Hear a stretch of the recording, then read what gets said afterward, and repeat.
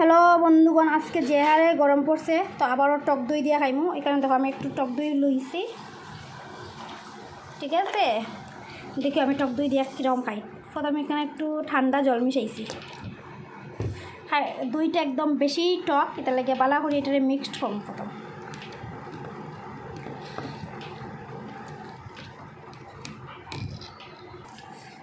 আর এই দেখো এখন আমি এটার মধ্যে ডালি দিব। দেখছো, উপরে থেকে দিব একটু লবণ